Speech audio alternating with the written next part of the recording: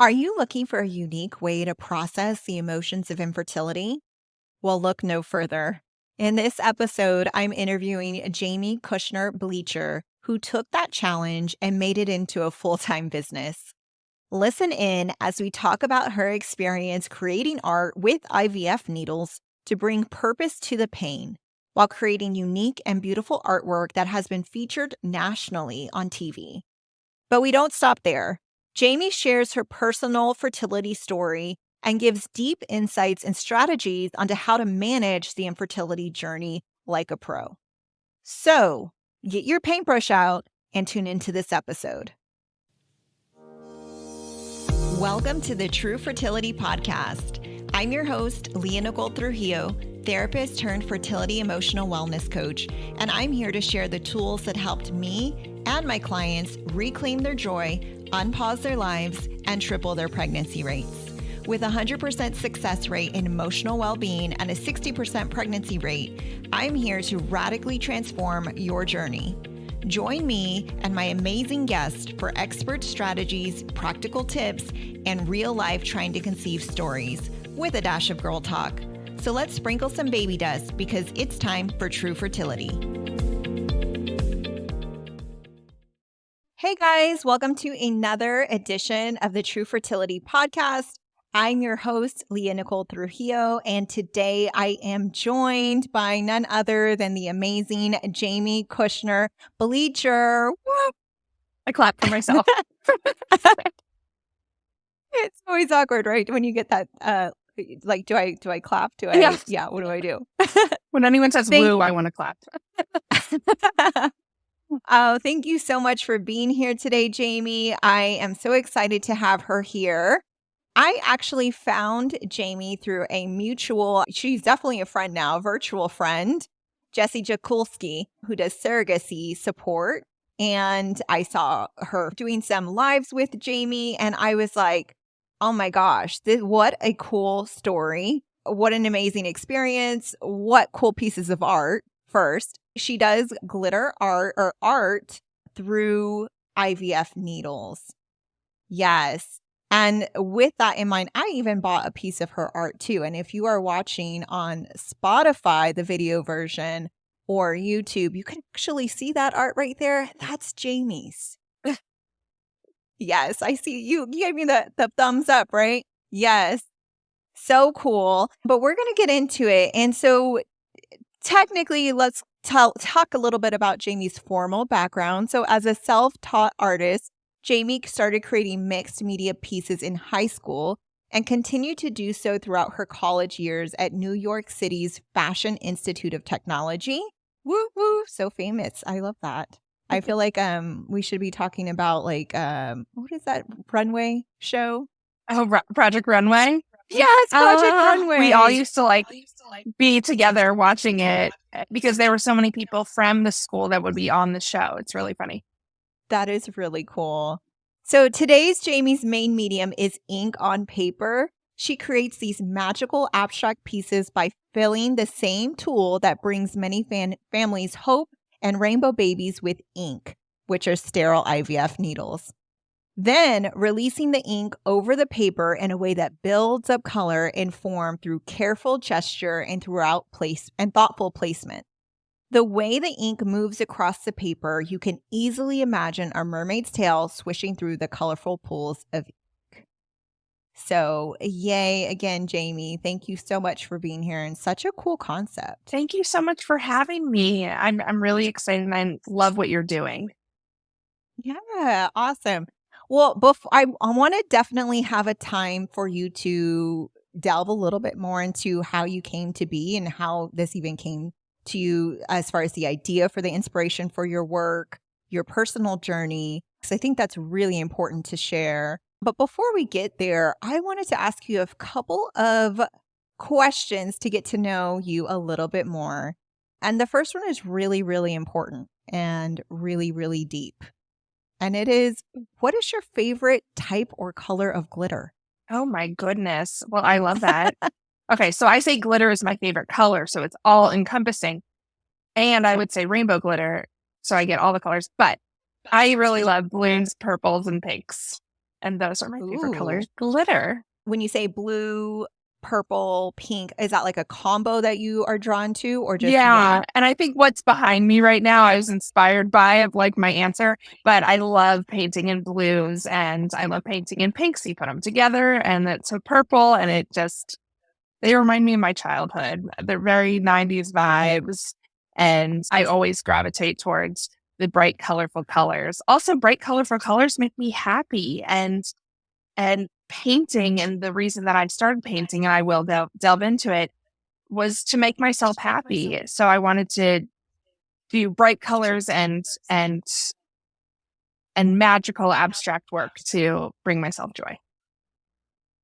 I love that. I mean, you got to make yourself happy first, right? Yeah, girl. So, yes.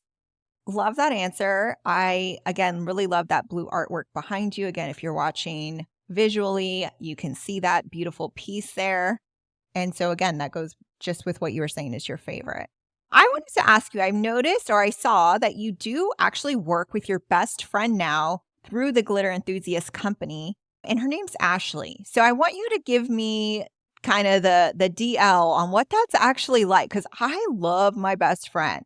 But I'm kind of thinking it might be similar to like working with your husband, which some people love, some people hate, like how does that work for you guys? Yes. Well, first of all, I love my husband so much. I don't think we could work together in a professional setting.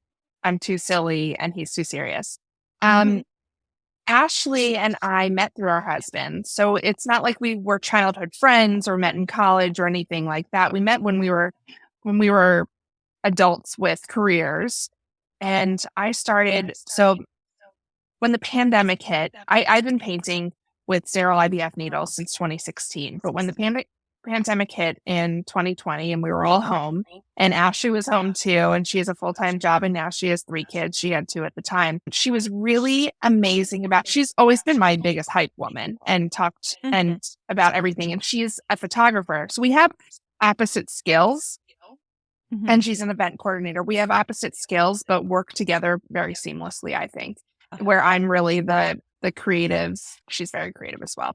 But I'm really the more of the idea person. And she's like, how do we tactically execute this? How do we make it into a business? How do we connect other people? How do we put it all together? And I think that that's just so beautiful, the synchronicity.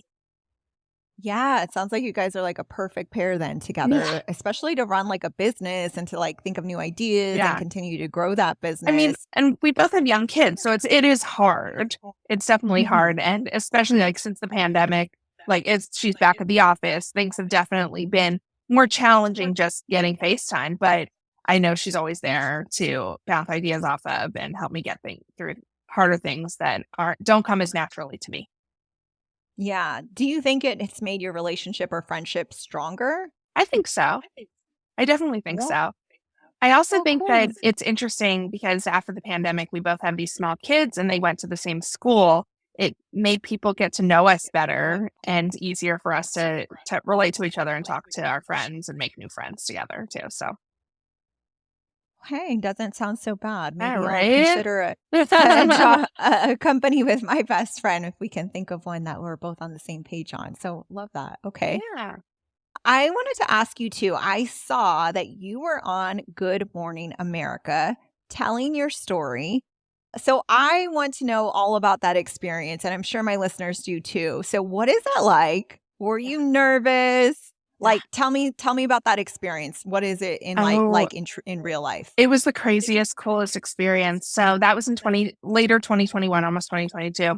They emailed me and it was in my spam folder for like 2 weeks. And then I saw it there and I was like, you were in my spam. So I had the most wonderful producer, Nidhi Singh, who was the producer working on GMA at that time. And it was such a cool experience. I actually had a PR team help me. And we spent a whole week preparing. And we were on all of these calls. We made all of these outlines of the basic story. And then I got to tell a group of people on Zoom the basic story, how I would tell it on GMA. Only to find my friends were like, you're moving too much. We like the idea. But it was really scary. It was honestly really scary. And then when I finally went into the interview, the questions were so, I mean, it was about myself and it was about my personal experience, my experience to my twin boys that couldn't be more personal and fulfilling. So I thought that once I finally got the interview going, it was seamless and it was really, really awesome and wonderful. And everything that's happened afterwards has been incredible.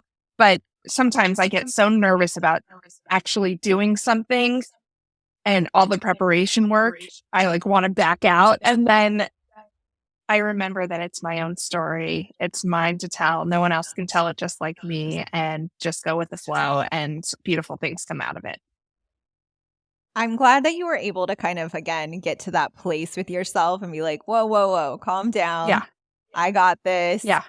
But yeah, any new experience can definitely evoke like all of the nerves, Yeah. But again, you had also been on local news as well, sharing your story too. But I'm sure GMA is a whole other level. It is, but they're all very similar. And I kind of have to say to myself a lot, I give you permission, or I tell myself a lot that I forgive myself for believing the idea that I'm not good enough and I can't do it.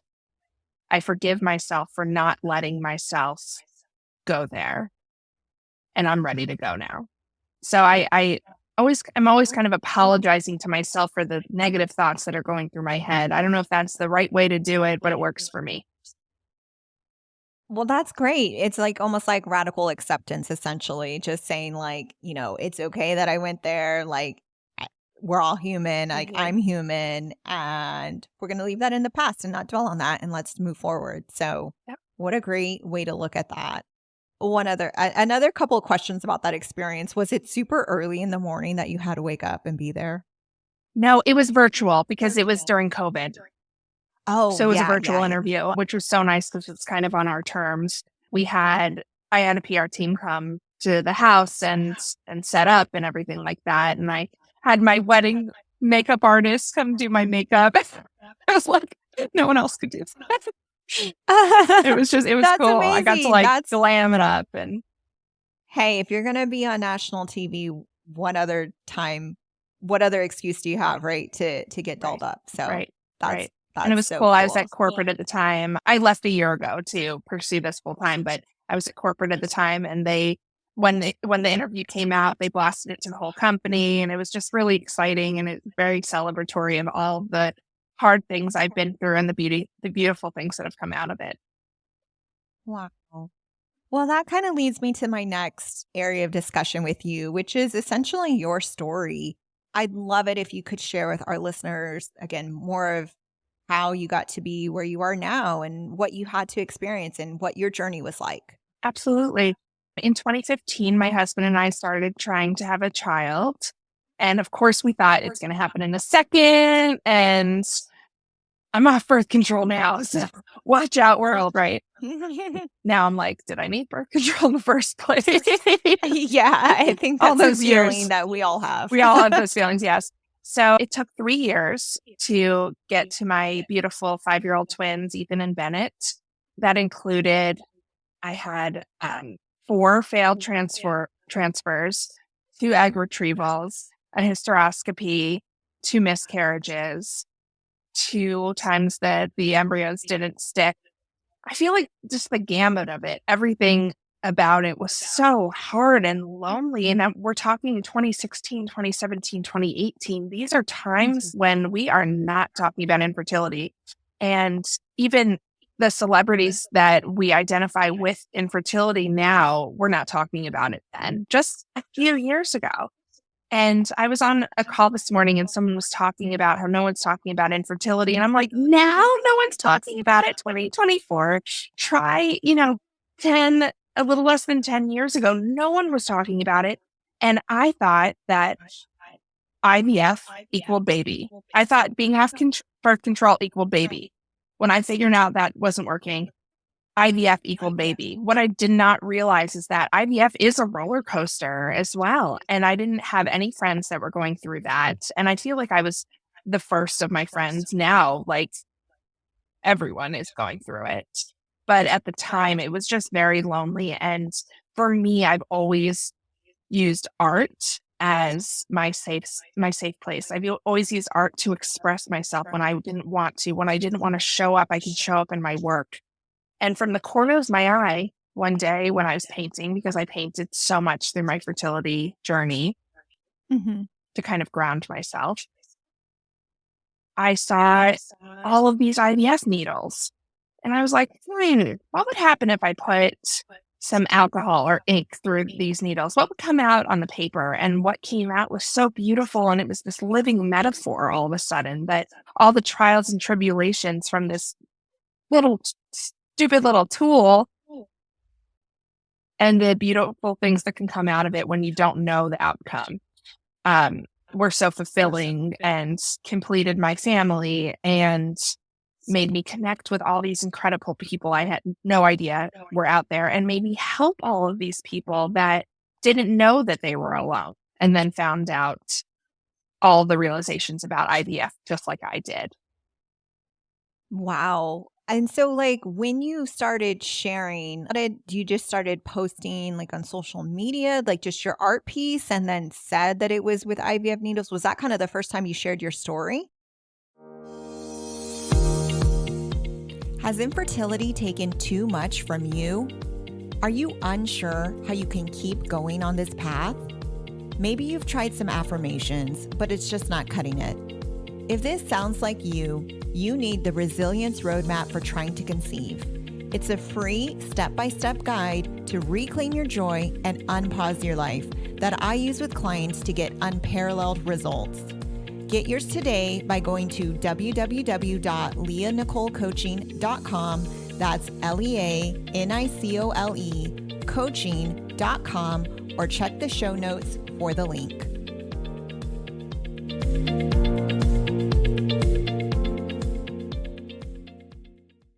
One day I was like, I'm busting out of the infertility closet. Like I was like, enough of this anymore. I felt this social responsibility to talk about, but also it was controlling the narrative for me. When I would go out to a baby shower, or I would go to we're Jewish, so baby showers are few and far between, but they were still there. And when I would go out to see friends, the questions that I felt like the judgment, now, were the questions, the judgment really there, and that really happened, or was that in my head? Debatable. But I wanted to control the narrative. This is what we're going through. This is the goal, is to have children. And this is how I am accepting myself and how I am taking care of myself through this. And if you're going through this, to know that you're not alone, know that I want buddies. I want to connect with people. And this is hard. And we're all reaching everyone from all the countries, from all the nationalities, from all, etc. We have this one goal of just having a baby. So everyone understands that one goal of having a baby. And my experience was, I feel like, unique because I created artwork through it. I felt the need to share, and I just couldn't stop sharing. So how it helped you, essentially. How it helped me. But also I created the Glitter Enthusiast Instagram because it was something different than my regular Instagram that did not have the pictures of the babies and the bumps and the sonograms and things I just did not want to see at the time. So I created an Instagram that, and I called it Glitter Enthusiast because it evoked happiness. This is my feed of things that I want to see and connect with. And what I found is that our followers and collectors had done the same thing, where they followed us, and that's been the thing that they can see and talk about and share with their friends and feel accepted and feel a part of something larger. Yeah. So essentially you kind of put up, again, your own little safe zone in the midst of, your infertility journey. And that is actually something that I recommend to my clients as well. Again, to you don't need to keep putting yourself in these positions or situations in which you're constantly, getting that gut punch throughout the day, right? Let's put up some boundaries. It's okay if you don't want to be on your regular feed. And so you essentially just did that intrinsically and kind of knew your own limits and knew what was going to make you happy. Mm-hmm. And so Glitter Enthusiast was a big part of that then. Yes, a huge part of it, and a turning point in my fertility journey. I really feel like there was positive forward momentum as I started sharing. Mm-hmm. Mm-hmm. And so you mentioned that you feel like the painting really helped you emotionally. Can you delve a little bit further into that and kind of what kind of feelings it evoked for you, how exactly it helped you, or where you were at emotionally, maybe before you started painting? Yeah.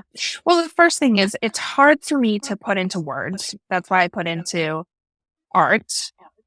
Mm-hmm. But I was feeling stuck. Mm. I was feeling like, I think I started painting with an IVF needle after my second miscarriage, Okay. where you have to wait to be unpregnant to be pregnant again, right? That sucks. And I felt so, right. I felt so stuck, and my numbers were like not going down as fast as they wanted. So I had to like wait to be unpregnant and then could start again. And I was like, I feel like there's so much bottled within me that can't come out in any way. And then when I paint, I let it loose and I feel free. And I feel like there's positive forward momentum. And I feel like I'm creating beauty within myself and on the paper. And that was such a driver to me. And I was at a 9-to-5 job at the time, and everything I was doing felt rigid and stuck. And this didn't. It's like you were able to really vent through this artwork. Yes, yeah, exactly. Just a full release. Exactly. And I had a wonderful therapist. So that was awesome as well. But again, that's like so compact, and it's not on my own. I can't go do that at midnight when I'm laying in bed thinking about how I'm never going to get through this. Like, I can go to my art studio and vent. I love that. I'm going to start using that. It is a vent. Well, yeah, I mean, you're sharing your story. And again, I'm seeing some parallels to certain things that I normally recommend for my clients and that what I've used myself. And for me, I feel like I'm a person, or I'm always working on this. I'm very aware that I do this, but I do tend to like hold in a lot of emotions. I'm not somebody who loves confrontation or fully expressing everything that's on my mind. Same. Good when you do, right? Oh my gosh, yeah. So I needed an outlet. For me, that is better done for me through journaling. I am not an artiste. So again, like for me, that's journaling. That's a safe place for me because nobody has to see it. It's just for me and me alone. But for you, your medium essentially is artwork. And so that sounds like we both had similar, I guess, experiences at the end product of that, except yours is just something that's very beautiful that you can sell to the world. I don't know if anyone's going to want my chicken scratch journal pages. Journaling is not something that I'm good at, and it's something that I want to be good at. So I like to think this is my journaling too. That's funny that you said that, because I do think about that. And when I give classes, I do a lot of classes for people who are going through infertility, a lot of virtual classes. And I was just giving a virtual class to women in Alabama who are experiencing infertility, and they have 5 other layers that I never had to deal with, right? Because of all the political stuff.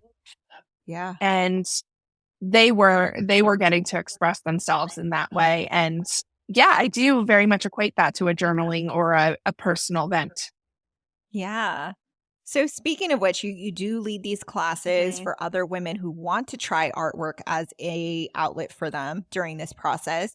So is this also for like, I guess, quote unquote, non-artists or people who are not used to painting? Can non-artists use this to help them still? And if so, how do they get started? Oh, I would prefer. If not, it's much easier to like appreciate your work in that way and not like think of it as a puzzle, second guess it. You really just get to let go if you've never done it before. Yeah, it's for anyone. It's really for anyone who wants to connect mind, body, spirit. When I start a class, I always say, go with it. Things are going to go awry. Your plan is not going to be the plan that you thought, but you're going to create something beautiful, and you're going to be excited, and you're going to celebrate it. So that's what we do. We just go with it. And when I'm doing a piece of art that is not what I envisioned, I go with it, and something beautiful always comes out of it. And I just have to really trust that process, both in my art, in human connection, and anything I do. Wow. That is, I love that process or approach to it because, again, we're sometimes so focused on is the end goal going to look right? Is it, am I going to like it? But you have to just kind of let go of that restraint and you will come to something really good and kind of trusting the process there.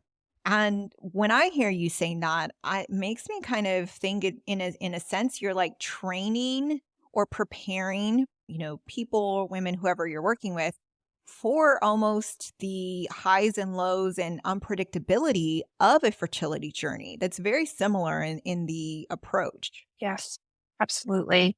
Absolutely. And I heard something recently that really resonated with me. You can either go on the roller coaster or ride the merry-go-round. So if you're preparing to go on the roller coaster, there's going to be highs and lows. It's for the better, and that you're going to gain something at the end. Or you could do the same thing every day and never try.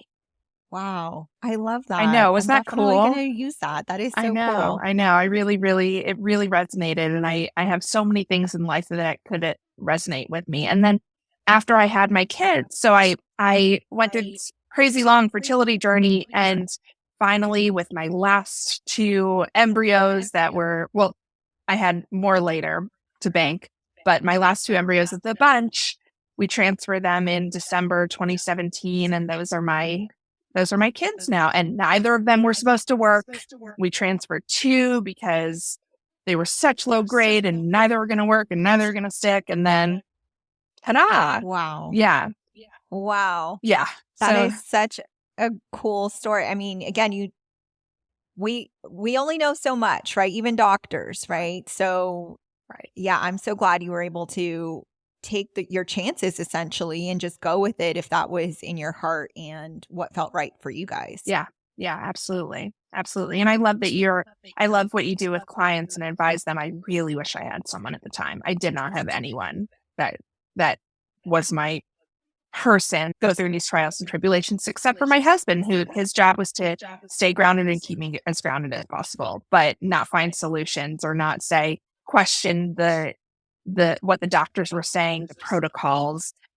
And I don't know, I felt like there were so many times that I was like, I should have said no, or I should have not done this, or I should have did this differently. I should have taken this drug instead, whatever it was. I wish I had someone to bounce those ideas off of. I think what you do is just beautiful.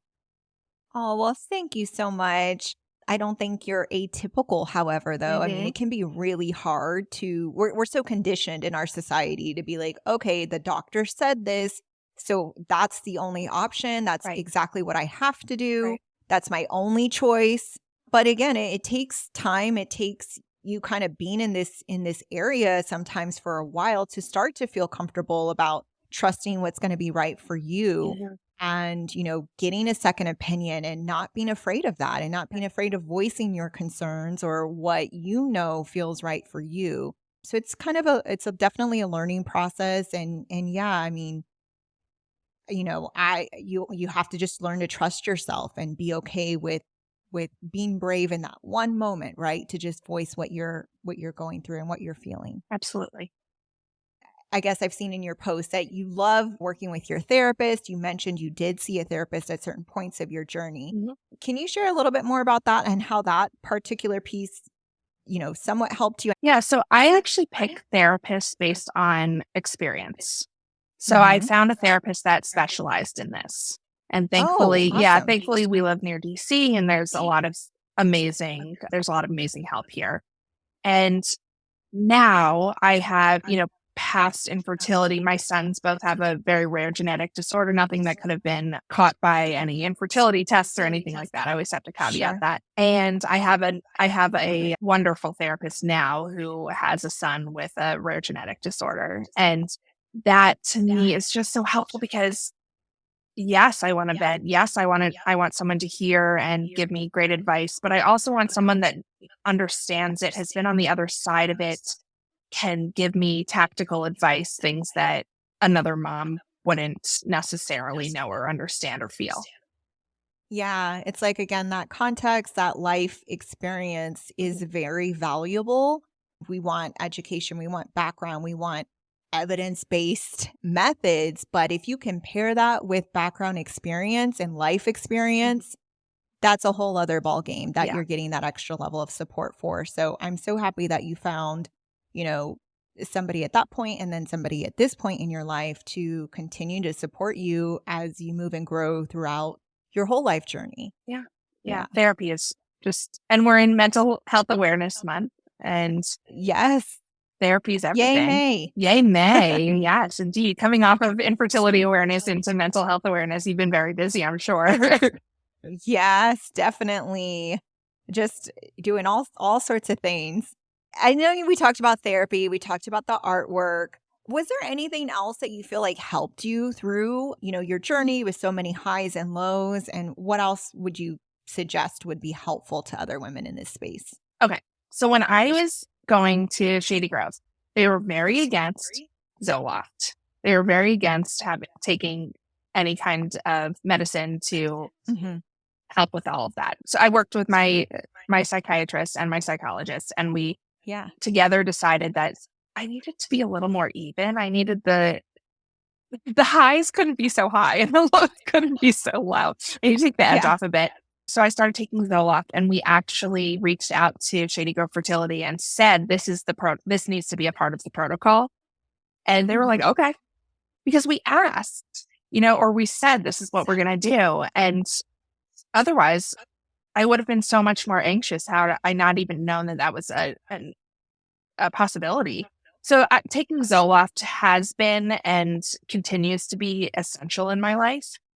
And I'm not a drug pusher and saying, do this, do that, take this, take that. But for my own experience, Zoloft has been very helpful in taking the edge off and making me feel okay to move forward. Yeah, I'm so glad that you shared that and opened up about that, because I think a lot of people, again, we're trying to optimize their fertility. We want, to, give our baby the best environment as possible. And so we automatically just assume that any sort of medication that's not related to fertility directly is harmful or hurtful. Although we're on the flip side, we're also like taking like 10 million things that our fertility doctor prescribes at the drop of a dime.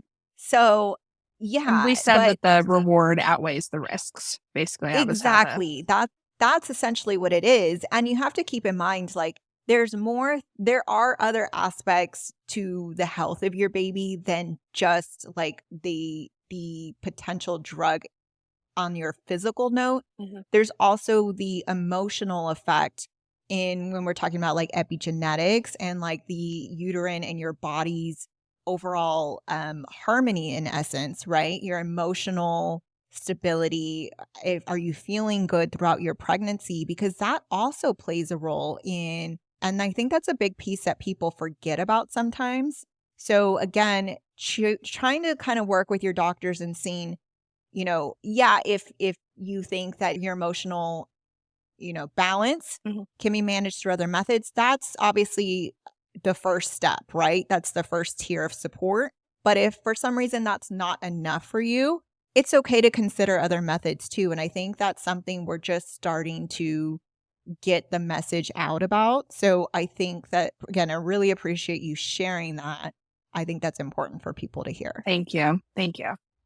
Yeah. I want to ask you too, now that you've kind of been through this process, you've, gone through this whole experience, you've been on TV shows, you've kind of helped others support other women. What, in essence, was that moment that was just like very surreal for you, like a full circle moment going through your whole journey? This is your personal invite to join our exclusive Facebook group to dive deeper into the world of fertility with bonus clips, behind-the-scenes content, and intimate discussions. Here you can connect with fellow tribe members, share your experiences, and contribute your insights to shape the future of the show. And it's easy to join. Just search Tru Fertility Tribe on Facebook answer a few questions, and you're in. I also have the direct link in the show notes below. See you there.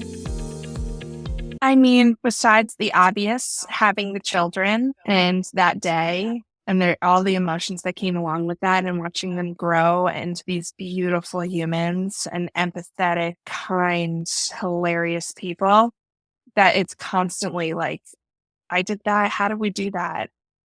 But like they did it themselves. I don't know. That is the most surreal thing. Yeah. On the more superficial surreal piece of it. The GMA thing, I think, was just the most cool thing. And it really tied everything together. And the way they even cut the videos of me painting with the kid images, with the just all of it just filled my soul in this crazy existential way. It was just so crazy. And all of it's been crazy. And I get the other thing is that I paint with other people's needles. I paint up to 60 commissions a year, and I paint a lot of them for people who have gone through or are going through infertility. And they send me their unused needles because you get so many. And I open them up and I use their needles as a part of their artwork that's going to go on their wall so they can tell their story in a beautiful and approachable way. And that is totally out of body for me. That is so cool. It's so fun. It sounds like there's a few full circle moments. I mean, all for of you them, in different forms. all the moments every day. Yeah. And so what, again, do you hope that your artwork will do for other people struggling to conceive or in this space? Yeah. I want my artwork to show as a picture of success and what success means. Success doesn't mean a baby. Success means feeling good in your own body, that you've made the right decisions, that you have not taken the merry-go-round, you've taken that roller coaster and you're getting to the top of it. You know, the artwork is not an obvious way that's like, I was made out of infertility needles. It's a way to tell a story and it's a way to connect with people. And we often talk about art as trophies of experience. I want someone to walk into my house and I want to be able to tell them my story through the artwork that's in my house, start conversations that would not be started otherwise. I want you to go into a house, see Glitter Enthusiast art, and the owner of the house saying, she made this with my IVF needles. She made this with my unused needles. And this is what she created out of it. And look what I created out of those needles too. And then the other person says, I went through IVF. I have an IVF baby. High five. And then you're like, oh yeah, there's a community here. We're not alone. And it's a connector. And it's a beautiful way to tell our story. Oh my gosh. Yeah. I love that. That runs so deep. Mm-hmm. So yeah. And that's so important to really, again, have those conversations, to know that other people have had similar life experiences and you may not even know. Yeah. So such a huge opener and such a beautiful one too, right? To open up those combos. So you mentioned kind of that you do commissioned work with other people's needles. What does that process look like if somebody is interested? How do you go about that? Yeah, you go on glitterenthusiast.com. Well, first you follow us on Instagram at Glitter Enthusiast. And then you go on glitterenthusiast.com. There's a commission section and you fill out a form of how many pieces you want and permission for me to share your story, etc. And it's not all IVF people. I would say at this point, 75% of my work is IVF focused or fertility clients. But I would call back with our welcome pack and pricing, etc. And then we would have a phone conversation. And really, I want to know about what colors you like, what drives you. If you're a fertility person, what did that look like? Because I want to get in your head. I also want to know what music you listen to in your house. I want to channel that at home. A lot of people say Jack Johnson and chill music. And a lot of people say Taylor Swift. So I'm always listening to Taylor Swift in my studio, I feel like, because so many people are like, that makes me happy. Because I want to get into your mindset and feel your struggles. And I want to create something for you that tells your story and makes you feel good. Wow. That is so cool. Because when I think about commissioning a piece of artwork, I get a little stumped. I'm like, well, I don't know what I want them to draw. I don't know. I don't know what's going to look good, you know? So that is really cool that you kind of, in essence, get inspired by them. Yeah. And then if they're, I'm sure, okay with it, you kind of then like go with that, Right. instead of them necessarily having to direct, okay, I want it to be like a landscape and I want to have this image in there. You know what I mean? So Yeah. And we definitely get that too. People are like, I want pink in the corner of there and there. And then I love when people are like, you're the artist. These are the colors I like, but you're the artist. Because then I can really, it's not as much of the aesthetics and the visual appeal. I want to know about the person. yeah.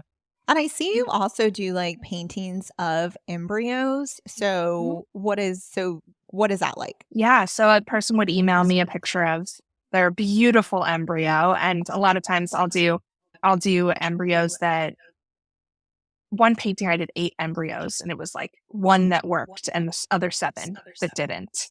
And they're all in the painting together. So I'll paint, Cool. I'll put an embryo and I'll hide it. And sometimes I put initials in there. And I think that art should be as personal as humanly possible. So I try to do that. That is really cool to honor kind of your embryos in that sense and fashion. So They're cool. so pretty. They are. They're so artistic. Like they're meant to be art. Yeah. Assisted definitely. reproductive technology. There you go. Ali Prado got it really well. Work of art. Uh-huh. Oh, exactly. I love that. Yeah. So you also mentioned, or I am seeing that you're delving into licensing, which to be fair, I was asking you a little bit like, what exactly does that mean, Jamie? So explain that to us, as that's something else that you're starting to dip your toes into. Yeah. So I'll delve into my background a little bit. I spent 16 years as a retail buyer. So I was with West Elm for a long time, then Amazon, and then Total Wine, and running their gifts and glassware department. So I've worked with all of these licensing brands, Kate Spade, all of the ones. And we want our artwork to be on products. So we are licensing the artwork to go onto packaging, to go onto swaddles, to go onto things that other people would produce that contains our artwork, and we can tell the story that way. Wow. So it's going to be everywhere. It could be, essentially, right? Put it out to the world. Yeah. Let's manifest it together. That is really cool. And that's so, again, you're kind of really pairing your experience in your quote unquote former life, right? With blending that with your artwork and creating something really new and unique, which I'm sure a lot of companies would love to be a part of. Yeah. And it's a big conversation right now. It's hilarious that I turn on the news and I hear the words IVF 3 times. Like, yeah, that was not the case a year ago. That was definitely not the case when I was trying to have Ethan and Bennett. And, we find that the artwork just means so many different things and all happy things to people. And I hope that companies can appreciate that and tell similar stories and speak for their underdogs. Yeah, it's everywhere now. And I mean, it's starting to be everywhere, which I love. I love that it's more on the forefront of people's minds. Yeah. Well, Jamie, how can people get a hold of you? How can they learn more about you? How can they consider, purchasing some of your art, all of the goods? Yeah. So our biggest platform is Instagram, although we have TikTok and Facebook and all that jazz. And it is Glitter Enthusiast, just as it's pronounced. And go to glitterenthusiast.com. We take pictures of our art, and this is a print behind me, not original art. And we sell prints, we sell headbands, we sell towels, all of these really fun things that are all created from the original art using IVF needles. Amazing. Yes. And again, I am a customer and I have been more than impressed with the work. It's so beautiful. And so, yes, encourage you guys to definitely take a look if this piques your interest. Thank you so much. Thank you for having me. This has been awesome. Yes, I had such a great time too. Getting to know you a little bit more, Jamie, and hearing more about how you came to be and how you're creating this beauty in our world. Thank you. Thanks so much for your time. Awesome. Thank you. Thank you for allowing me to share these stories, information, and tips with you, or really just allowing me to connect with you on a subject that's so dear and important to your life. Please make sure to subscribe to the podcast and do me a solid and share this with your friends or anyone that you think might benefit from hearing this. Also, I'd love it if you could leave a rating or review for a deeper dive on today's episode, bonus content, and to connect with others in this space. I invite you to join Tru Fertility Tribe Facebook group. And last but not least, let's be friends on Instagram, where I post almost daily. You can find me at Tru Fertility. Wishing you all baby dust. Till next time. Bye.